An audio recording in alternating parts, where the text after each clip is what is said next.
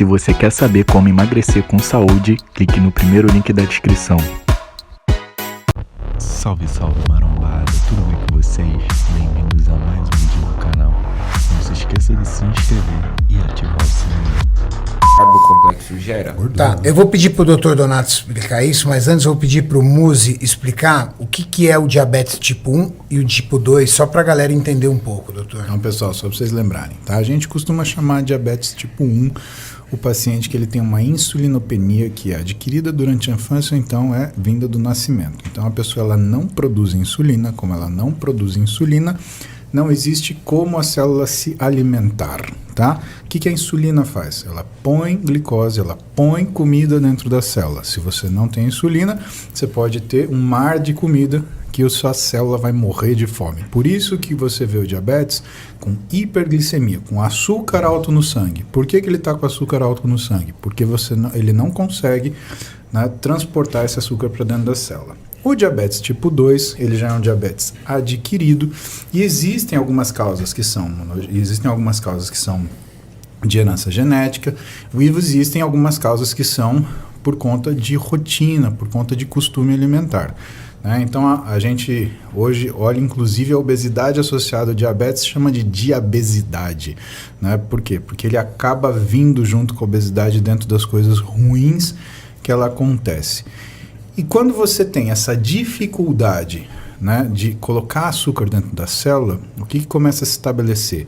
A mesma relação do diabetes tipo 1. Só que no diabetes tipo 2 o que existe é uma alta resistência periférica à insulina. Ou seja, essa pessoa produz insulina, porém ela não consegue colocar essa insulina dentro da célula porque a relação de insulina que ela produz para o efeito que essa insulina tem, ele é muito pequeno. Por que acontece isso? Bom, uma das razões importantes é que toda vez que você produz insulina, você produz uma enzima que chama SOX3, né? E essa enzima ela inativa o receptor de tirosinoquinase. O que é isso?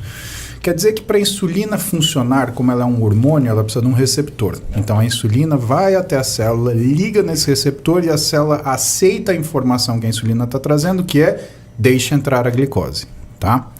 Quando você tem essa proteína sendo produzida junto com a insulina, isso é um mecanismo de proteção do seu organismo. Por quê? Porque se você produzir insulina demais, você capta toda a glicose, você tem uma hipoglicemia e morre. Né? Então, para isso não acontecer, você tem, por exemplo, a produção dessa enzima que regula o receptor de insulina. Só que para as pessoas que desenvolvem resistência periférica à insulina, elas têm uma produção muito eficiente dessa molécula. E aí o que acontece? Ela começa a inativar os receptores periféricos de insulina, fazendo com que ela não tenha efeito. Então você tem uma pessoa que tem uma alta glicose no sangue e uma alta insulina no sangue. Com o tempo, essa pessoa vai mudando o que é o perfil de células do pâncreas, que é o órgão que produz insulina. No pâncreas a gente tem célula alfa e célula beta. A célula beta produz insulina, a célula alfa produz glucagon. E existe uma modificação dessa proporção fazendo com que as células que produzam insulina comecem a produzir glucagon, que faz o contrário da insulina. Aumenta a glicemia. E o que acaba acontecendo? Essa pessoa ela vai perdendo a competência na produção de insulina, mas ela vai ficando hipercompetente numa coisa chamada produção de glicose endógena, induzida pelo glucagon. Então, em vez dela liberar a insulina, ela libera o glucagon. Esse glucagon faz com que ela tenha gliconeogênese hepática, ou seja, liberação de glicose pelo fígado, liberação de glicose pelo músculo, fazendo uma grande glicemia, bastante açúcar no sangue.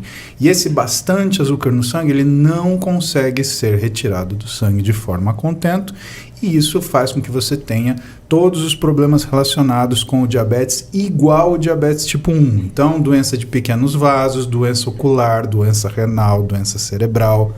Você tenha um risco aumentado de doença cardiovascular e tudo que faz com que o diabetes descontrolado, tipo 1 ou tipo 2, culmine sendo uma doença de alta morbidade no Brasil. Primeiro, pela dificuldade de acesso à medicação. Segundo, pela falta de educação nutricional da população e do doente. Então vamos lá, uma pergunta. Comer açúcar em excesso, risco de diabetes? Se for uma rotina, Sim, desde que também, aí o Felipe complementa para mim, se a dieta for uma dieta hipercalórica. Se for uma dieta hipocalórica, o açúcar em excesso ele pode criar uma situação que chama aumento da variabilidade glicêmica, que vai fazer com que esse cara tenha facilidade para engordar, tenha facilidade para ter hipoglicemia, tenha dificuldade de ter força. Digamos que a dieta não seja hipercalórica, mas a pessoa tem o hábito de ficar comendo só açúcar. Isso é doce comum. disso, doce daquilo outro. As pessoas, elas ligam muito o açúcar simples com o diabetes. Isso tem uma ligação? Isso tem uma ligação, por quê? Porque você vai produzir grandes quantidades de insulina de forma repentina. E quando você faz isso, você produz, por exemplo, essa enzima que inativa o receptor de tirosina quinase. Aonde que está o pulo do gato? O receptor de leptina é um hormônio produzido no nosso trato gastrointestinal, na nossa gordura, que regula a nossa saciedade, que regula a nossa fome, tá? E quando você tem uma perda de gordura, esse hormônio ele cai fisiologicamente. Só que quando você tem um aumento de gordura, esse hormônio ele aumenta fisiologicamente. Porém, quando a insulina é produzida e ela produz essa molécula SOX3, o receptor de leptina também é um receptor baseado em tirosina quinase.